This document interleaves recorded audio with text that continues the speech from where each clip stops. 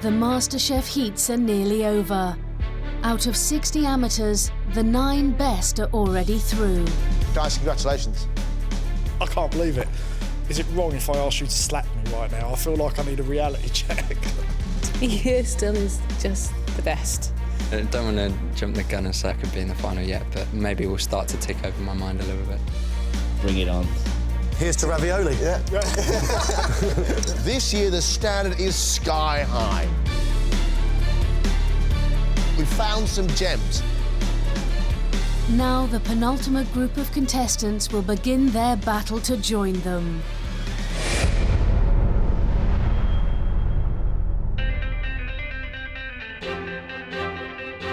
These 6 amateurs all think they've got what it takes to become MasterChef. But at the end of today's heat, only the best will become quarter-finalists.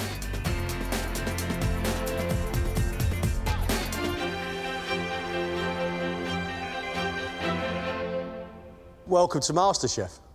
This is your calling card. What we want to see is a bit of something special. 1 hour, let's cook.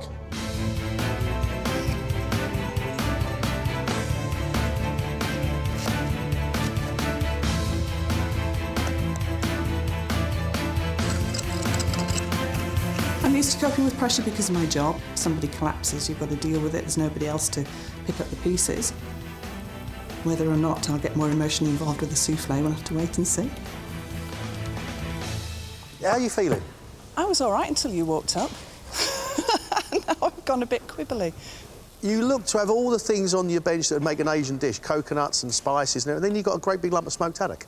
Yeah, because I'm doing a fusion dish. I'm making kedgeree with toasted coconut and asparagus. I come from East Lancashire, and that's big Asian population there, so I just thought I'd represent both communities and do a little bit of this and a little bit of that. Sheila, thank you very much.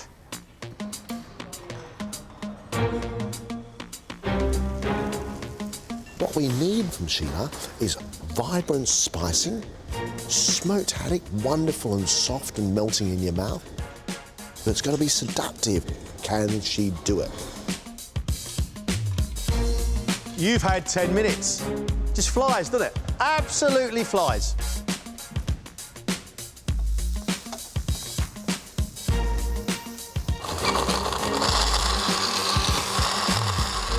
Tim, how did you get into cooking? Just when I met my girlfriend 5 years ago.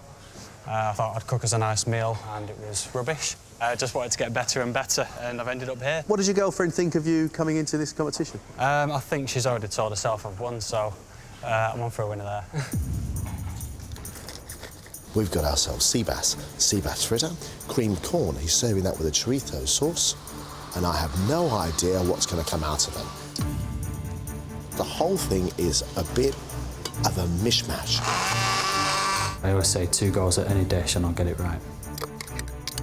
This is the 3rd time I've done this dish, so...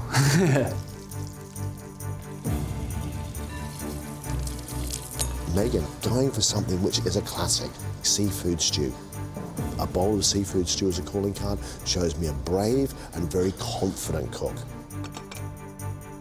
I think I've got a lot to learn because of my age, but I can't really think of many 20-year-olds who would take the time to go and make something from scratch that didn't come from a packet. Megan, why MasterChef then? I just want to see what I'm capable of because obviously being at uni I can only afford so much and I have a small kitchen so I can only do so much as well. So I just want to see what I'm capable of and I want to see how far I can push myself as well. Well done.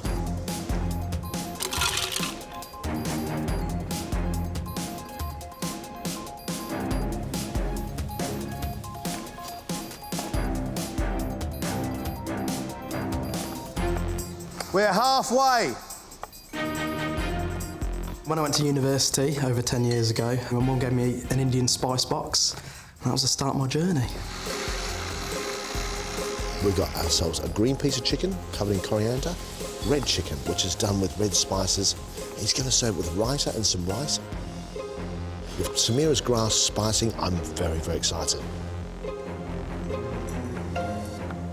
Samir, as far as I know, you are the first person on MasterChef ever to use coal. Yes. Are you asking why I'm using coal? No, I haven't asked a thing yet. OK. Why are you using coal? I'm going to do some smoking with my chicken. So I've got my pot, so I'm going to smoke this with a bit of purified butter to try and get like a charcoaly taste in the chicken.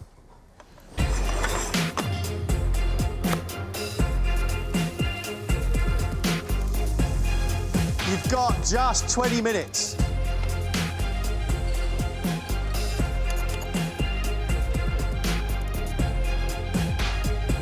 I'm cooking a chawan mushi. This is a savoury Japanese custard made with a dashi sauce, which is a fish stock, with lots of little ingredients inside, which are meant to be surprises. How have you become a student of Japanese cuisine? I used to work for a Japanese bank. I basically was the only English guy in a group of team of Japanese colleagues, and so I used to do all the karaoke, all the Japanese restaurants, and it just that's where it took off.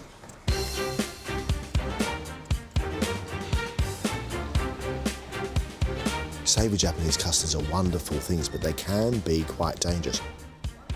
It should be velvety smooth. It can be too hard and rubbery, or it can start to split and curdle. Be really careful, young Ed. 10 minutes left. I do have quite a high-pressure job, especially at some points because I have to handle London Fashion Week. So I'm quite used to being under stress and having time restrictions, especially. Bring it on.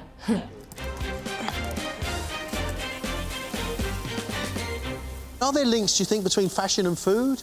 I'd say so. I mean, every time you're at these fashion parties, there's always food there, everyone really enjoys it. I should imagine there's a lot of food at a fashion party because no one's eating it. Yeah, true. True. Well, I do. What? Usually the only one around the canapé tray. Duck, pomegranate, potato-based bubble and sweet with coriander, spring roll and barbecue sauce. Wow. This is not Chinese food, this is not Asian food, it's not fusion food. This is a banquet of berserk. You've got 3 minutes left.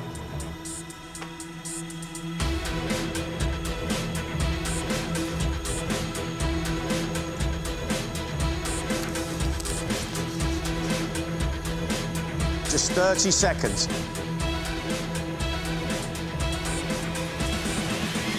That's it, stop, your time's up.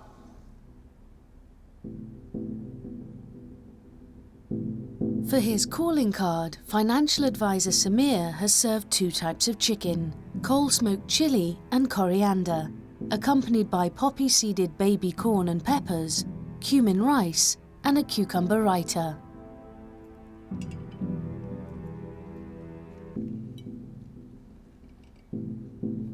I like the coriander and the zing that's on your green chicken. I love the heat and the smokiness that you've created with your red chicken, but both chickens are overcooked and dried out. OK. Your chicken's getting lost because it's not big enough and vibrant enough to cope with the sharpness of the yoghurt with the cucumber. Like Greg, for me, your chicken is overcooked and dry. Oh, that wasn't my best cooking. I think there's a lot more to come for me, definitely. Bloody hell.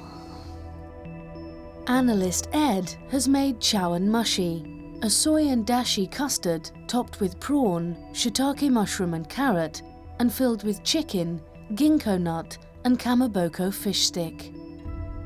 I'm very excited. It's one of my favourite things. I love it. It's fantastic, isn't it? If it's done well, yes. Yes, yeah, that's the trick.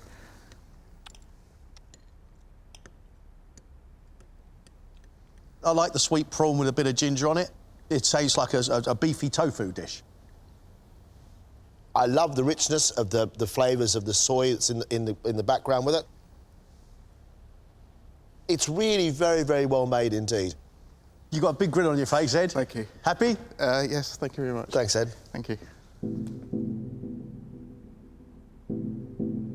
PR director Jenny has served duck breast with coriander bubble and squeak and a pomegranate sauce.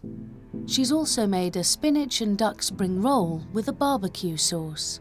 So there's a huge amount of work in this, Jenny.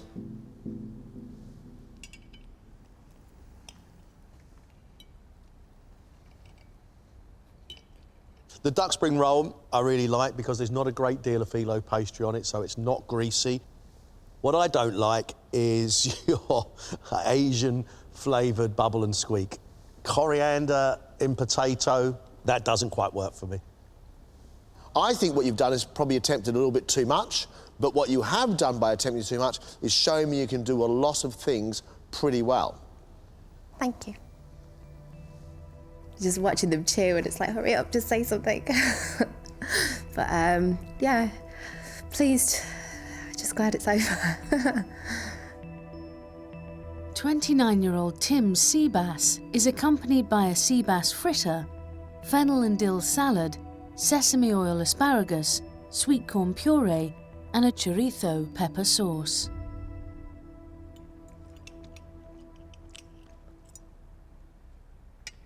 You've got so many big flavours on your plate that they are merging into one, and the thing that's lost now completely amongst it all is the fish. I think in attempting so many things and showing us so many things, you're actually just losing sight of the fact that it's supposed to be delicious. GP Sheila has made kedgeree, served with quail's eggs, asparagus, and toasted coconut.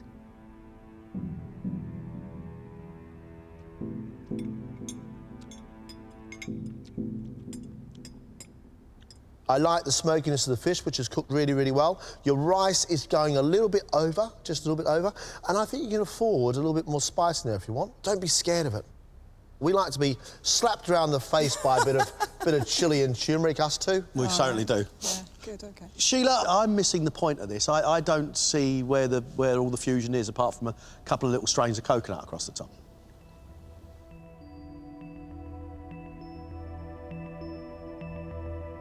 Finally, it's student Megan. She's made a seafood stew with tiger prawns, mussels, halibut, courgette, fennel and samphire.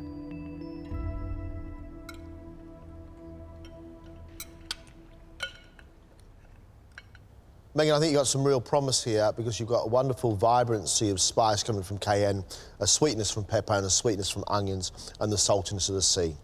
But you need to consider me as a diner. It's fine that people pull some things out of the shell, but everything? Nuh-uh. OK. However, love the flavours you got in there, sweet onions and paprika. Very nice indeed. My whole body went tense the entire time. I was like a robot. My muscles hurt from all of that. The general cooking standard there I thought was decent. There's one or two little gems here that actually are worth keeping an eye on. Interesting insight into the culinary minds of the contestants. Now let's see how they get on with the invention test.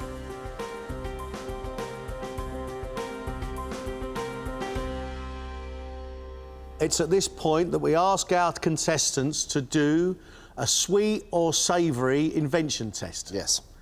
What do you want, sweet or savoury? Savoury, please. Reveal your ingredients. John will now have an hour to create a dish from pollock, sausages, capers, fennel, turmeric, cherry tomatoes, baby spinach, couscous, parmesan and quail's eggs. What are you going to make? A crusted piece of fish, and I'm going to do a fennel sausage ragout. 1 hour, mate. Good luck. You've got nothing to lose but your reputation in front of the nation.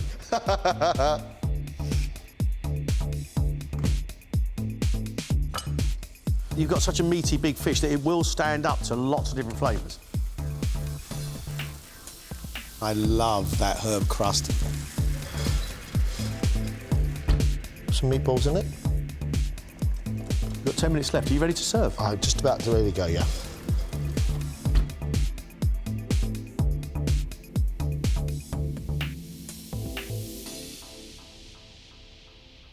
You clever old stick. From the savoury box, John has made herb-crusted pollock with a fennel and sausage ragout. That's good. Thank you. That is really good. That is a very, very good dish, John, and bursting full of flavour. 6 amateur cooks, 2 boxes full of goodies. I say bring them in.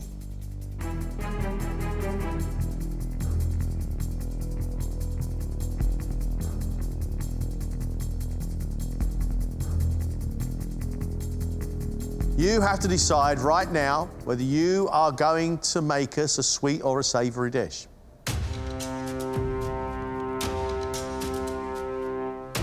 Megan, Samir and Jenny have chosen the same box as John.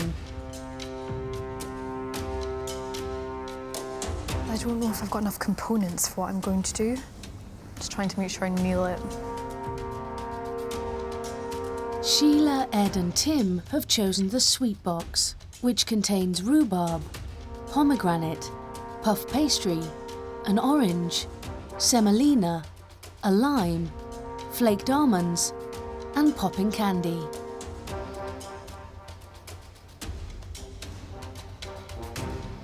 Ladies and gentlemen, 1 hour, your invention. At the end of this, 2 of you leaving the competition.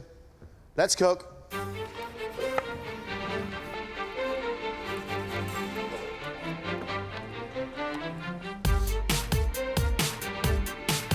You tried your chicken last time. What about this fish? I'm going to make sure it's bang on.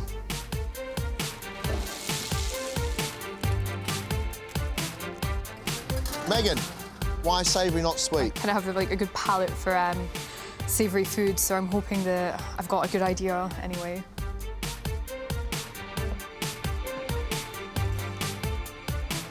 "20 minutes gone.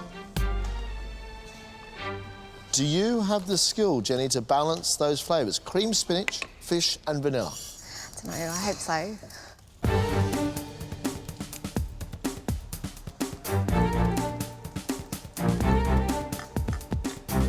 Why did you pick the dessert box, Ed? When you're a kid and you're in an Italian family, the first thing parents teach you to cook is the dessert.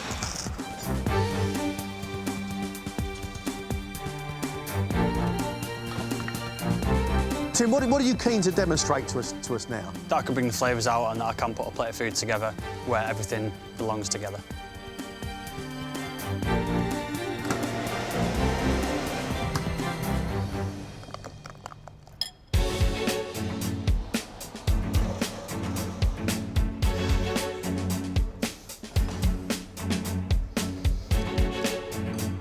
I'm not that confident because I can't see what's happening behind me, but I just know that what I'm doing is okay and it's the best I can do. Whoa! 3 minutes left.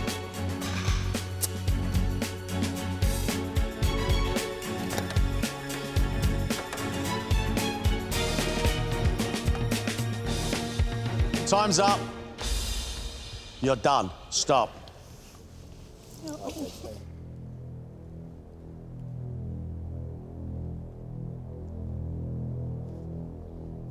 Jenny, yes, please.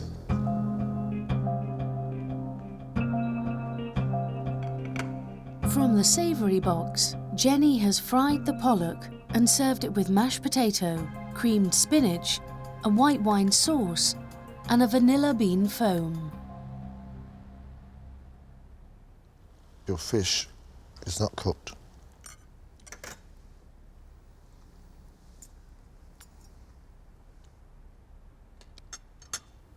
The skin isn't crispy, which means it's virtually inedible, but also the fish isn't cooked, which means that's inedible. You've been a little heavy-handed with the salt in your mash. Not a good day at the office, probably not the result you wanted. No. There are aspects of which I think are quite good. I like the buttery lemon sauce. I think that's wonderful. But I've sort of got this sashimi and custard, which is not really a dish that I want to eat. It was raw. Yeah.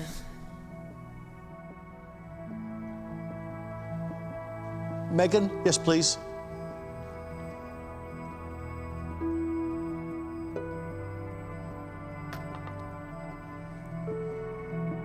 Megan has made pollock en papillote with crispy skin and a fennel, spinach and orange salad. The bag hemorrhaged, so that's why that's all the juice that's come out of the bag.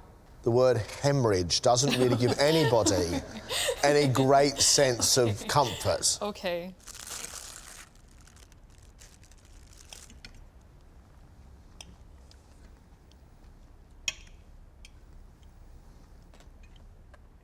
Your fish inside that parcel is cooked beautifully, as it should be.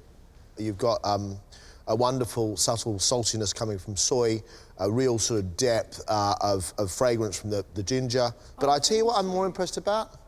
Are things like this, Megan. Crispy skins of fish. It's done well, it's been salted really well, it adds texture to the dish. Good job, you. Oh, thank you. I'll tell you what, I think you've cooked better in this invention test than you did with your own recipe. Yeah. Okay.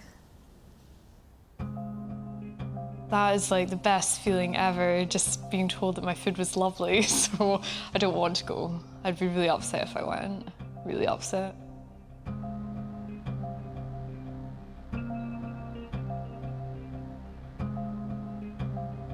Samir's dish is ginger and soy pollock with a spinach and tomato couscous.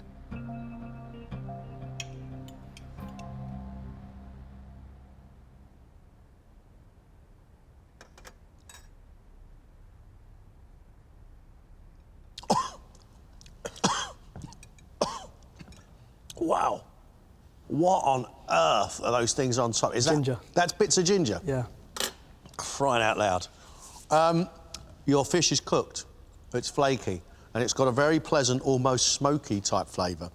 I find the couscous is a bit greasy because there must be oil running through it, and I don't get how the fish and the couscous come together because there's nothing wet to hold it together. That just doesn't seem to work for me.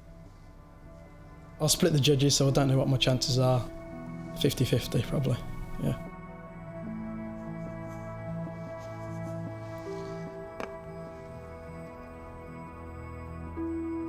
From the sweet box, Sheila's made a rhubarb and orange pudding covered in a rhubarb coulis with almond caramel and an orange butter sauce.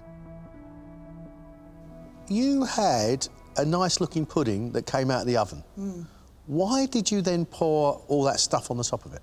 I thought it'd be nicer with a little bit of rhubarb on, and then I just went a little bit heavy-handed. We've got a great big pink splodge.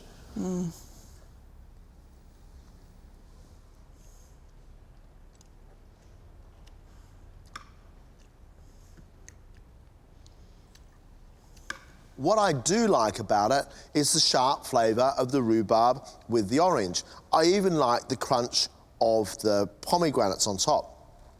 But by putting all those stuff on top, it's gone a bit gooey, which is a shame, because I think that some of the stuff you've done is really good.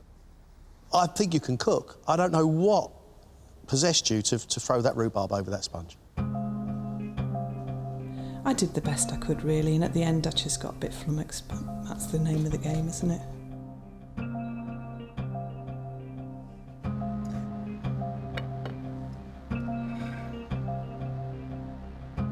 Tim's take on rhubarb crumble includes a strip of popping candy crumb with chantilly cream, pomegranate jelly, spun sugar and rhubarb caramel. That is beautiful, and that deserves to taste good, Tim.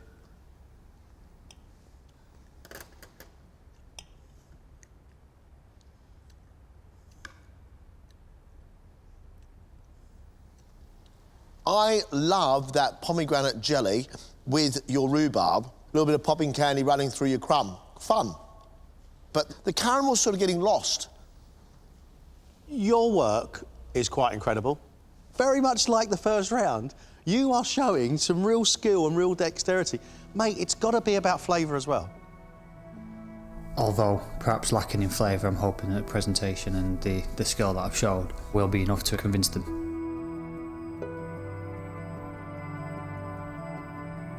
Finally, Ed's made a panna cotta topped with almonds and served with an orange and pomegranate sauce. Wobbling as it should.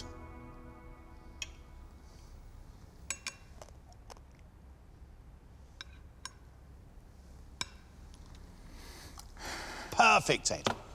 Thank you. To get that in any round at all MasterChef, I'd be happy. To get an invention test, I bow to you, Ed. Thank you.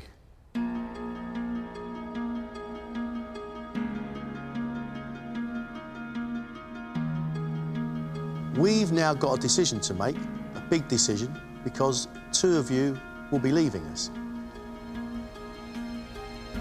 Off you go.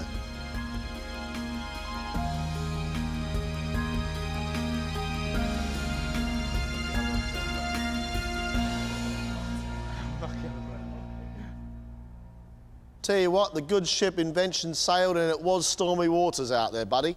In parts, it was better than their own recipes. I'll tell you who I definitely want to keep. Ed. To do classic things well is really, really difficult, and he made it look really easy. One of those people I'd like to see cook again is Megan. Agreed.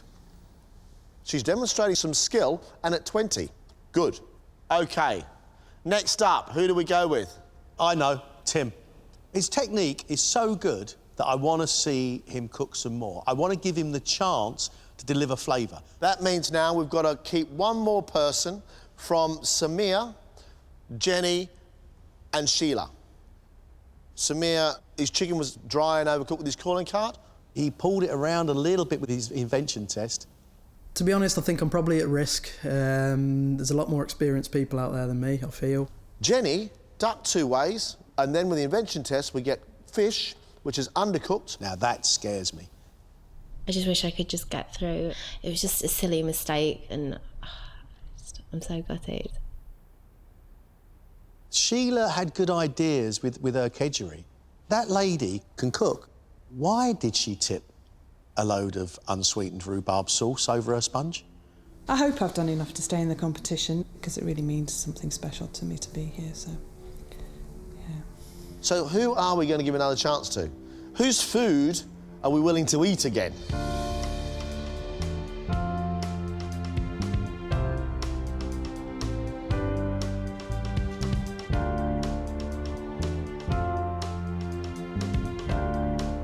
We have made our decision, and 2 of you are leaving the competition.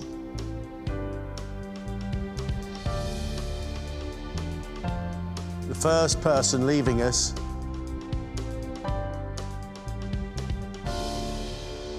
is Samir.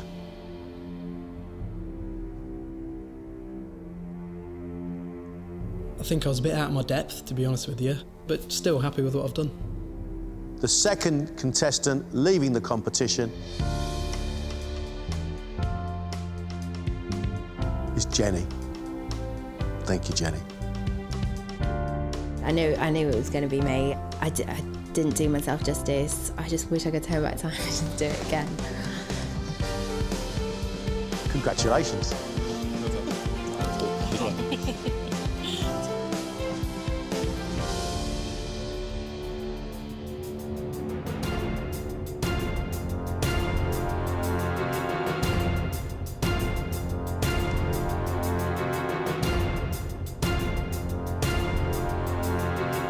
This is a tough test. You are going to be cooking for 3 champions and finalists of MasterChef. Stephen Wallace, Sarah Dennison, and Alex Rushmer. Today it's going to be like a service. 4 main course orders in 1 hour, and 15 minutes later, 4 dessert orders. Your job is to fight for a quarter-final place. Ladies and gentlemen, let's cook.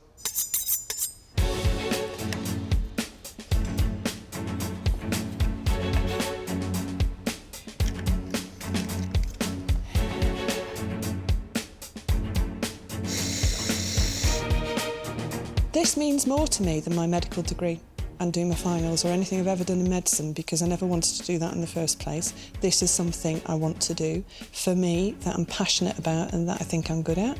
So it means absolutely everything in the world to me to do well in this today.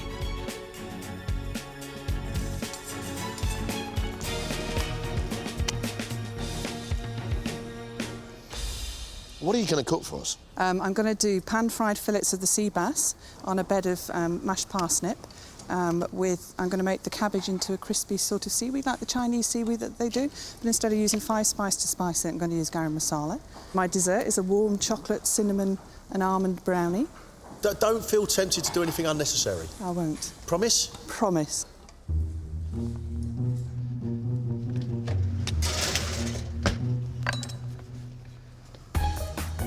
We've got sea bass, cabbage and garam masala, and our parsnip puree. But then on top of that, we've got brown shrimps and we've got smoked mackerel. My concern is we've got so many different flavours against that sea bass, the sea bass is going to struggle to survive.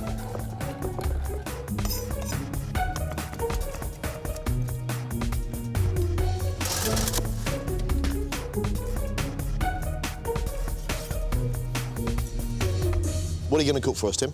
First course is a roast loin of venison with celeriac puree, wilted spinach, butternut squash crumble, and dessert is a vanilla cheesecake with a banana and pistachio topping. What's the point you need to prove? To give you good tasting food.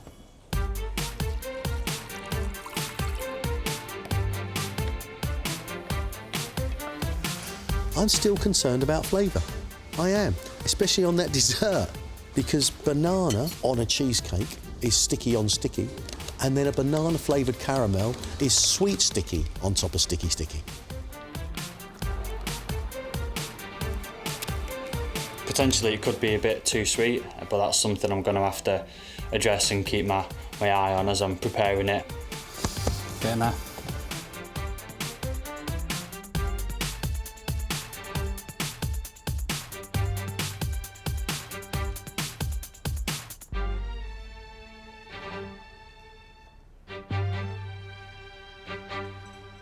Tell us about your main course. So the main course is pan-fried haddock. Tomatoes with capers and anchovy is something I've eaten since I've been a kid. It's my mum's sauce. What is the dessert? It's a chocolate mousse topped with an orange zabaione with a liqueur. You're shaking as you're wiping that glass. Yes. Can you control your nerves, Ed? Yeah, I think I can. I just wanted to get these in the fridge. And then when it's in the fridge, I'll be happier.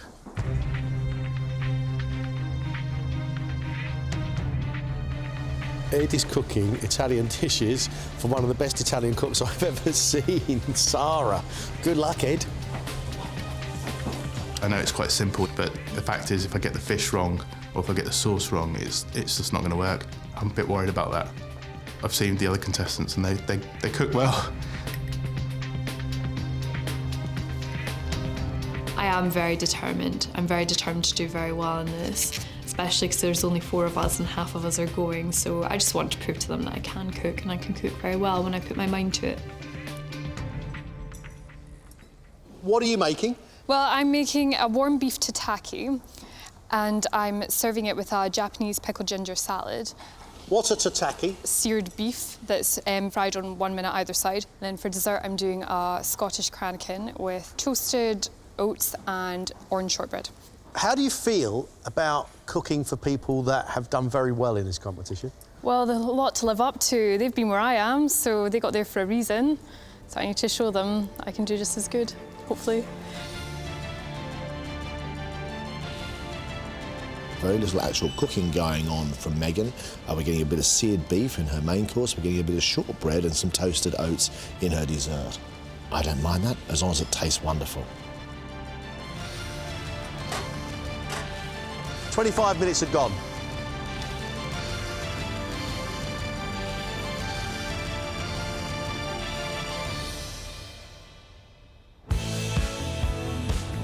The first of today's guest critics is former intensive care nurse Sarah Dannison, who was a finalist in 2011.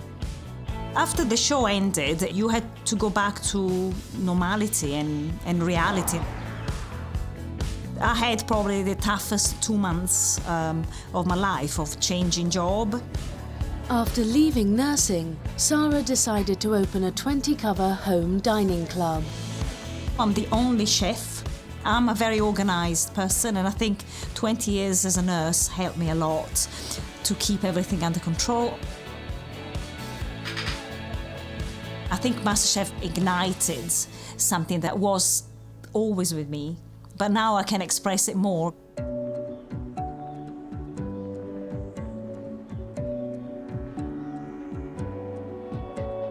I was ever so slightly disappointed not to have won. But I've won in my own book because I did what I wanted to do. So I've won anyhow.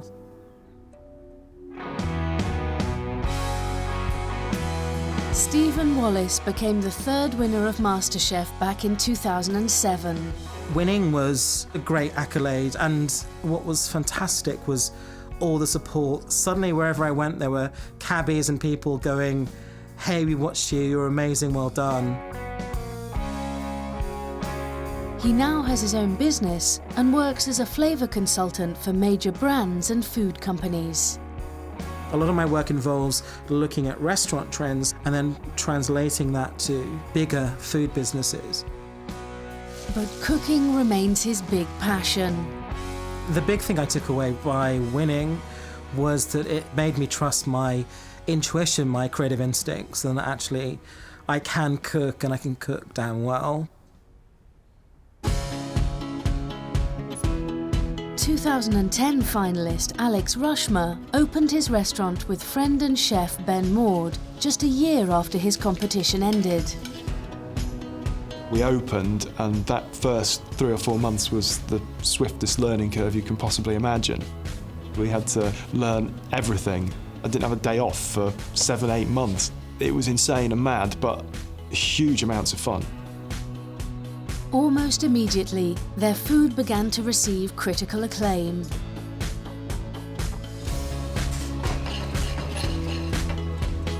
You should be under no illusions that it's an easy ride. Even as a MasterChef finalist, that brought people through the door. What's my job is to make sure they come back.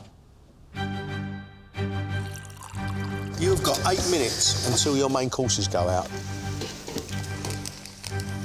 Sheila's main is a pan-fried sea bass with cream parsnips, garam masala seaweed and potted shrimps. Now, at this level, the sea bass need to be pan-fried to perfection. The key thing here that's going to pull it all together is going to be the garam masala and how she sort of spices that, because I think that could either make it or break it. Right, Sheila, how much more you got to do? That's it. I'm just waiting for the fish to finish frying, and then I'm finished. You've got 4 minutes. How long have I got until I plate up? Was this Now. Now. Oh, right, sorry. Thank you. When we said 4 minutes, that's 4 minutes till it's expected at table. No, sorry.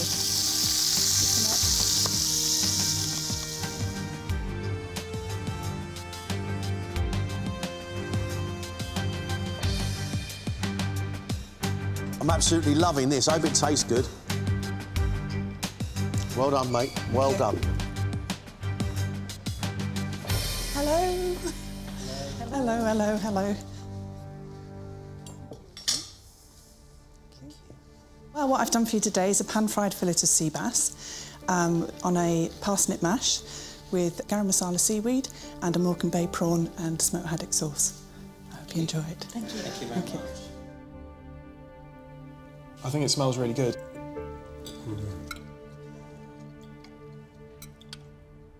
The fish is really well cooked. The skin's crispy. The seaweed is crunchy, a little bit oily, which makes it, the dish, it gives it a heaviness. I can't taste the garam masala here, and if it says it on the menu, it should be there. It's really very distant. I think it just needs to be treated with a little more refinement and a little bit more delicacy, the whole dish. I don't mind the Indian spiced crispy cabbage, but the thick sweetness of parsnip is too much for me, too much for the sea bass. I'm really sorry, I don't like that at all. I do not like that in any way, shape nor form. You've now got 15 minutes for this brownie. I'm not a big fan of brownies. I find them a bit hard, not hard, but heavy. And I like it with a cup of coffee. For a dessert, I'm not so sure.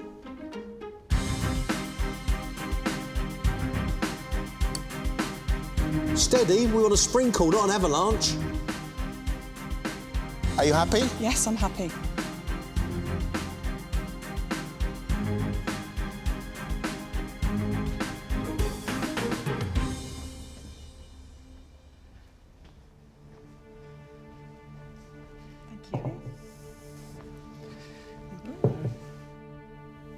What I've done for you now is a warm cinnamon and almond brownie with an amaretto cream and an almond nib on top, dusted with cocoa and icing sugar. Hope you really enjoy it. Thank you. I like dainty desserts. It's very graceful.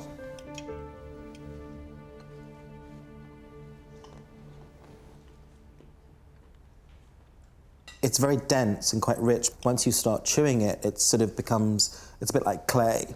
I think it's okay. What I would like is another couple of flavour points. Where's the cream? Give me more amaretto cream. Booze is good in food, so just go for it next time. This dessert is a classic flavour combination, and this, when she does that, she is very good. Has my palate gone wrong or something? Because to me, that is not sweet enough. No, nowhere near sweet enough. Yes, it is. Really?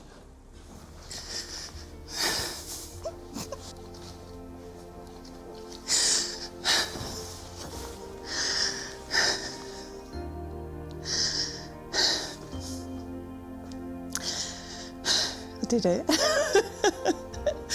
I'm just exhausted. But I'm all right. Oh, bloody hell.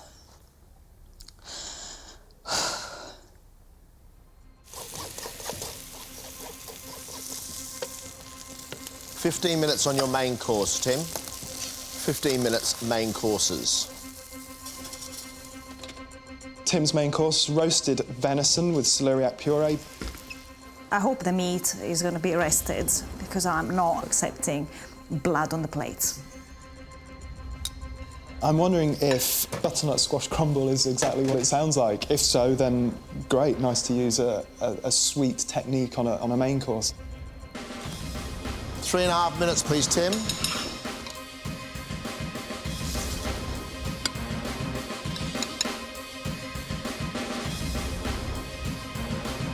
What's left now? Just the venison?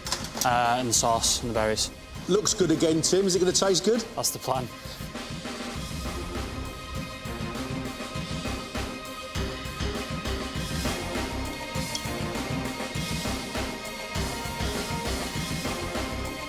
Good work, Tim.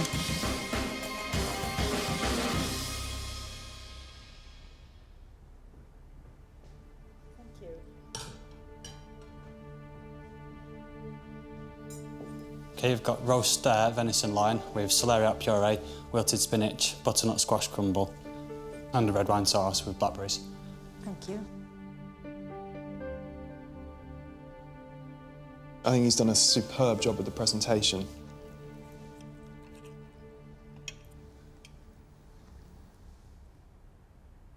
For me, this venison, it's been rested beautifully, and that's fantastic. The spinach is really rich and irony, and it cuts through everything. I do love the red wine reduction, and the blackberries are really just perfect.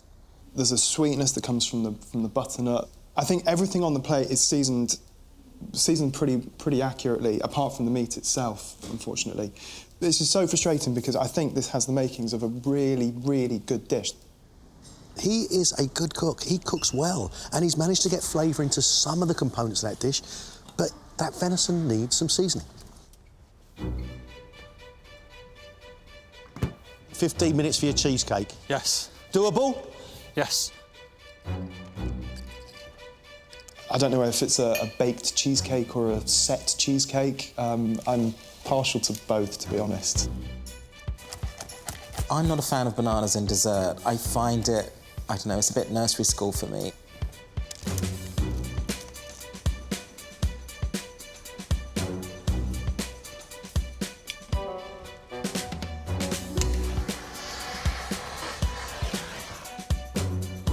Timing's perfect, Tim.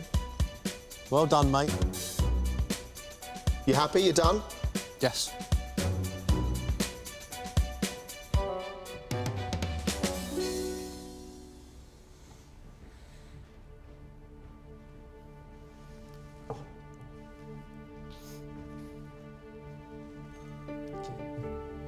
We've got a vanilla cheesecake with a banana and pistachio topping and a banana caramel sauce.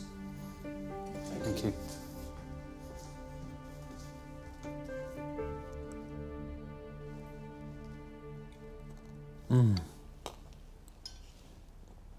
This is really orgasmic.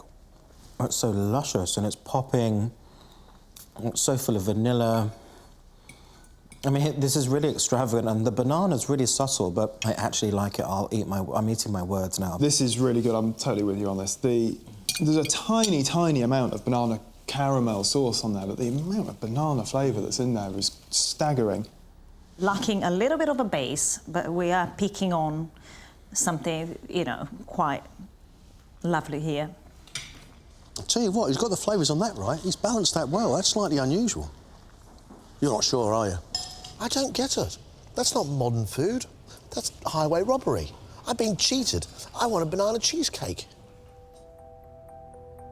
I thought the dishes came together well, and I hope it was up to expectation, sort of taste-wise and flavour-wise today.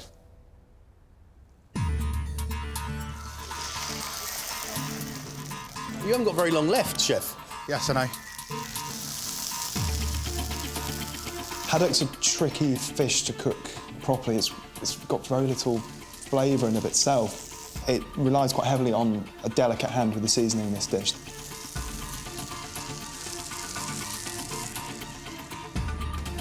This reads really quite bland, and I feel like the French beans are the sort of anomaly here. I'm not sure what they're really doing, what they're bringing. Ed, you've got 3 minutes. You're in a bit of trouble here, aren't you? I'm going to be about 2 minutes, 3 minutes late, I think. It's not crispy. Might have to take the skin off. Why? It's not crispy. Why are you shaking your head, Ed? It's not as nice as I'd like it to look. You're now 3 minutes over. Ed, I've got to say, no one else is over time. I'm not happy.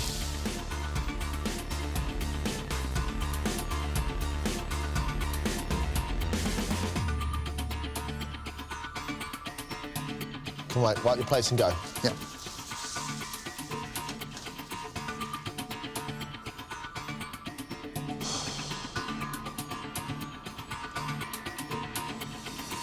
Sorry I'm late.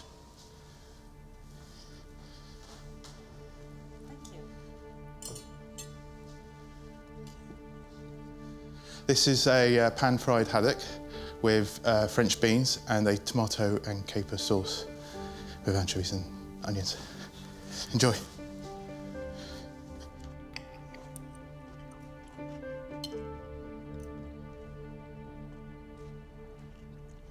The fish is cooked okay. It's a pity that the skin has been removed because it would have added a little bit of texture to it. For me, the sauce is a little over-seasoned. There's punches of salt in the capers, and that's a little too salty even for me. Taken with the fish, then they just about balance, but only just. The tomato sauce, the capers, I think that's going sort of Mediterranean. The beans feel more classic French. It's a bit of a messy construct. That dish had to be built on flavour, and there just isn't enough. I'm disappointed, because I know what a great cook Ed can be. At least Ed had the common sense to remove the skin off the fish because it wasn't crispy. You can easily make a beautiful orange zabaglione scrambled eggs. So good luck, Ed. You ready to serve this Savioni? Yes. You might be on time, Ed. I will be on time on this one. Brilliant. That's a turnaround. I do like that. Right, done? Yeah, done. Done.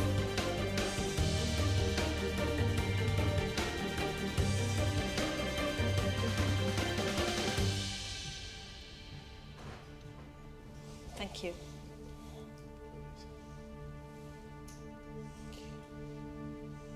This is a chocolate mousse with an orange zabaglione.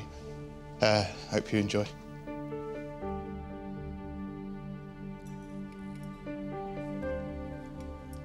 It's a very, very confident dessert, very, very bold statement. That is delicious. And the sweetness of the Zabbione emphasises the comfort of the chocolate. There is no booze and it's over-aerated. It's more to be like a custard than a foam. I think he's tried possibly to be too clever with it, and what I've got is something that just maybe worked in a concept in his head, but doesn't work on the plate.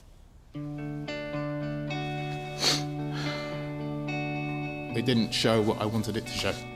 That's what it was. So yeah, so a bit annoyed with myself, to be honest.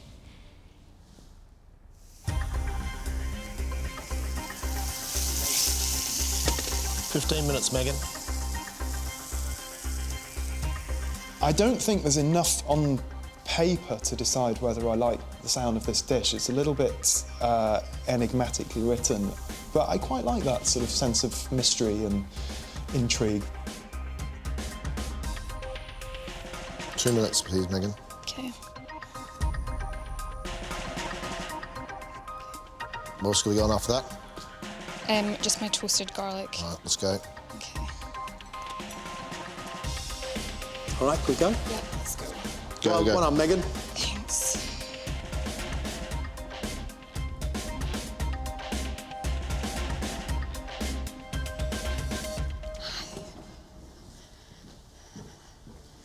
Hi there. Thank you. Sorry.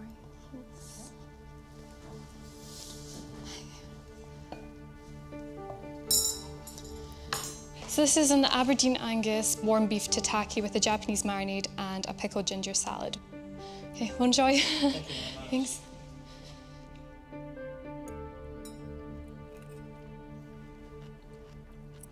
The beef is really good. You can tell that it's a seriously quality piece of meat. One of my favourite things to eat is som tam, which is a Thai salad, and this is sort of reminiscent of that. There's, I think, some lime in there, there's plenty of fresh red chilli, there's pickled ginger, there's a little bit of sweetness coming through. It's a very well-balanced salad. The flavours are fresh, and actually this is the kind of food that I love going to restaurants and having. I do love this. That beef is just falling apart in my mouth, doesn't even need chewing.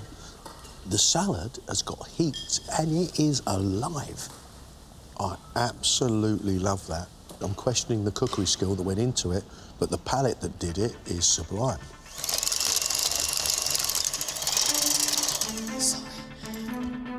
I've never had cranach, and I think it sounds really good.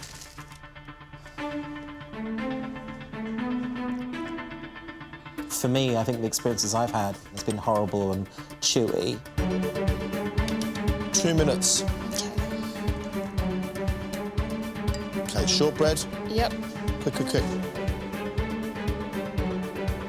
Well done, Megan.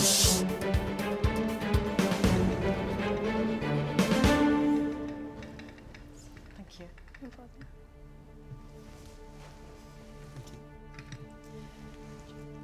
This is a Scottish cranachan with raspberries and toasted oats with some orange shortbread as well. Hope it's okay. Yeah. Enjoy. Thanks. There's you get these wafts of the toasted oats, and it's that sort of just invites you in, doesn't it? Kiss on the Yeah. cheek.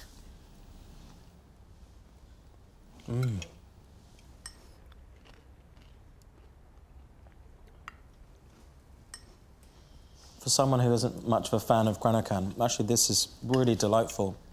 The raspberries are beautiful, the cream's nice, the oats are lovely and toasted. I think it really works. Fantastic balance of flavours. It's not overly sweet. Well done, Megan. That's lovely. I could do with a few more oats to give it body, but there is no denying that girl's taste buds. I think my palate is strong, but to get through to the next round, I don't know. I think I need a few more years' experience, maybe. I don't want to believe that, but I think I might. I can't believe after 10 years we are still surprised when things don't turn out as we expected. Do you know who has really surprised me and really delighted me? And that is little Megan. I don't know how much she knows, but there is one thing I do know. She has the ability to serve up delicious food. Yeah. Her food tastes fantastic. She's consistently getting better. Sheila gets through loads of work. I don't always agree with some of her flavour matchings, I really don't. I'm not sure at all about her palate. Because that sea bass and parsnip I didn't like. For me, I didn't really like the brownie, but you loved it. See what I mean? And it's conflicting with Sheila. I sincerely hope I've done enough to get through to the quarterfinals. If I have, I'll be ecstatic. I don't know what happened with Ed, main course today, but green beans washing away all those delicious flavours. Chocolate mousse with a zabaione. That was nice, actually. I liked it. But for me, it didn't overcome the disappointment of the main course. And I have to say, Sarah hated the dessert. But his calling card was absolutely amazing. His invention test was startling. Things flip on a coin, don't they? So, yeah, it's everybody's game. So, we'll see. Cross fingers. Tim came in here and had a job to do, and that was to serve us food with flavour. I believe he's making progress. He's getting there, John. Couldn't call it. I think today's going to come down to mistakes, and I know I did make a few, so... So what are we going to do?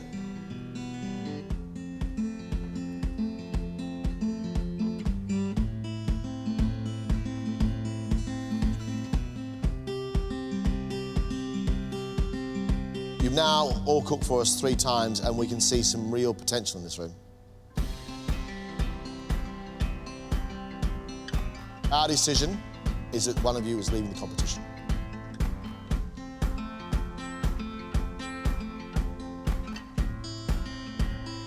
The person leaving us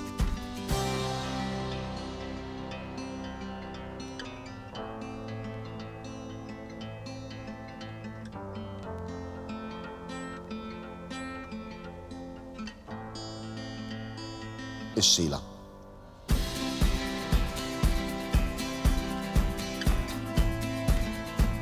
I'm sorry I didn't go further in competition. I thought I could have done better. But at the end of the day, all you can do is do your best and pat yourself on the back, isn't it? Congratulations, you 3 are quarter-finalists. Well done. I think I am really, really lucky, to be honest. Really lucky. Happy, but I'm still in shock. Relief. I didn't expect it at all, I must admit. I thought I was going to. I think after today, anything's possible now, and I just want to prove to myself that I can actually do it.